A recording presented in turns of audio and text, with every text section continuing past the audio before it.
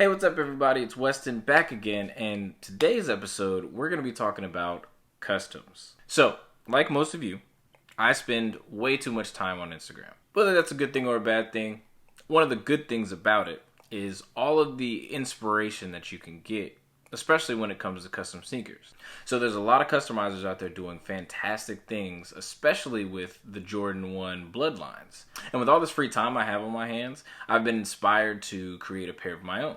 But before we get started, don't forget to hit that subscribe button so you never miss a new video. Without further ado, let's get into it.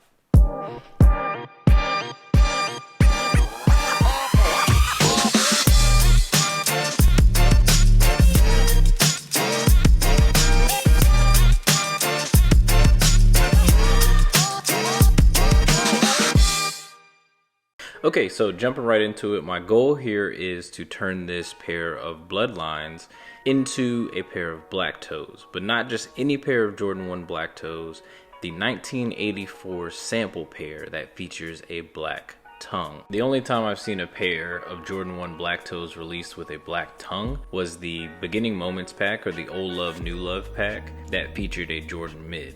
So as you'll see, I kind of have my work cut out for me here.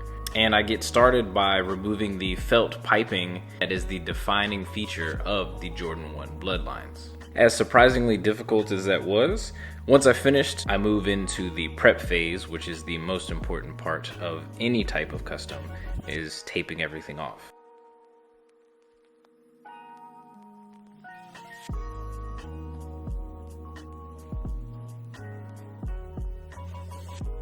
Once I have the area that I want to paint taped off, I use acetone and cotton balls to remove that factory finish to allow the paint to better adhere to the surface of the shoe.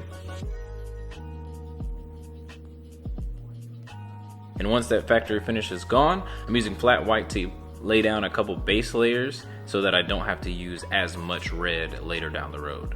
In between coats, I use a heat gun to speed up the drying process.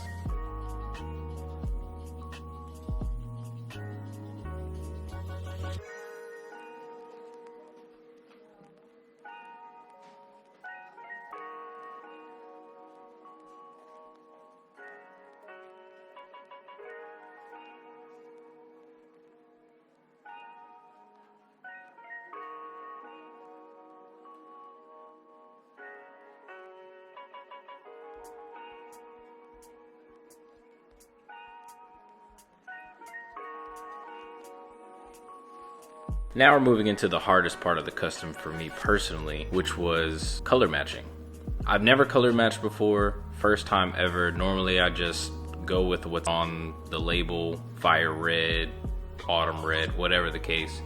But this time I wanted to make this pair as close to perfect as I possibly could get it. So in this clip you'll see me matching it up and testing paint swatches against black toe lows that I got earlier this year. I don't know if this is exactly how you do it, but that's how I did it, and I got it pretty close. Once I was satisfied with the color, it's on to painting. I wound up using a mix of 60% fire red, 30% red, and 10% white to get this color. Low-key, I wish I made a larger batch of this varsity red so I don't have to go through this again, but the small amount that I made was actually just enough for this custom.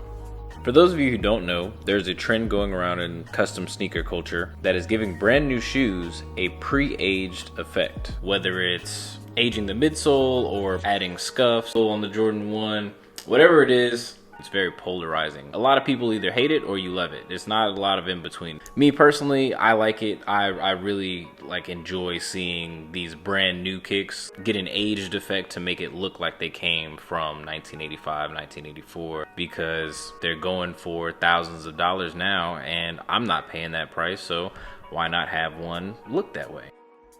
After I laid down my about 5 or 6 coats of varsity red, I decided to go ahead and remove the tape, which just showed how bad of a tape job I did. So there's definitely an art to the taping process and I need a little bit more practice. But never to worry, I was able to correct my mistakes before completing this custom. After removing the tape, it was time to move on to the standout feature of this shoe, which is the black tongue. To accomplish this, I used a 50-50 mix of Angelus Flat Black and GAC 900 to make the paint adhere to the nylon but still keep the softness of the nylon texture. I only used 1 to 2 coats of the paint mixture so that the tongue could have a faded look to it, because this is a 1984 custom after all. However, if you wanted to get a more vivid black appearance, then applying more coats would give you that desired look. It was a bit of personal preference when I decided to paint the back of the tongue as well. I just thought it would look weird if it was a black tongue with a white backing.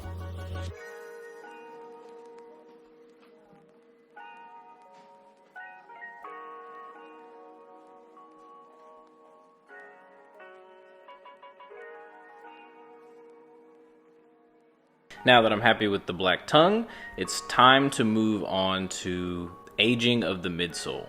Quick shout out to Vintage Kicks Gallery for the tutorial that they put up, because I'm following it as best I can. So following the direction from Vintage Kicks Gallery, I began by taping off the outsole with electrical tape, just standard electrical tape. I believe he used a special kind of vinyl tape, but this is what I had on hand.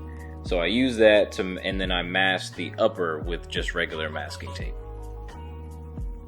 Now here comes the scary part. So following his directions once again, I mixed an 80-20 mixture of Salon Care 40 and an ivory candle wax dye that I bought from Amazon. Now as I was mixing this stuff came out very, very dark and it stains everything. I'm not wearing gloves right now, but I definitely should be. And I think I learned my lesson. I think off camera I made another mix, maybe like a 50-50 mix. I wound up going with the 80-20 just to do it and just see how it came out. So super nervous. You see I got gloves now, and as you can see, very, very dark. Mud brown, like I don't have a lot of faith at this point, but Vintage Geek said trust the process, so I'm trusting the process. So after we're done laying this very thin coat of this candle wax dye Salon Care 40 mixture, after we wrap it in plastic wrap for about 24 hours. Once we come back, we remove the plastic wrap and remove the tape and see that it's lightened up quite a bit. That's relieving, right?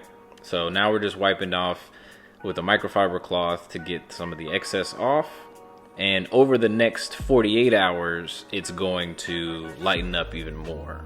Oh, but we're not finished yet. So for this particular custom, I was debating if I wanted to hand paint the Wings logo or use another technique, which is using a permanent vinyl to replicate the Wings logo. And so what I did was I bought a Cricut machine.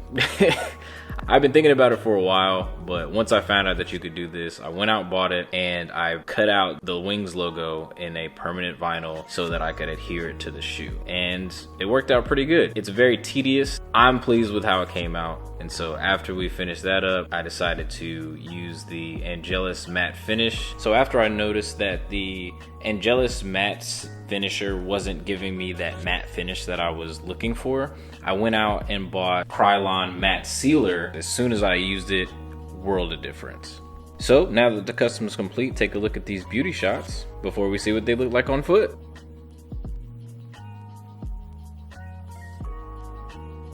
So after a lot of hard work, I'm definitely very pleased with how these came out. These are probably my most expensive, most detailed custom that I think I've ever done, and I couldn't be happier. Literally, these have skyrocketed to the top of my favorite shoes list just because, well, I made them and they're super wearable.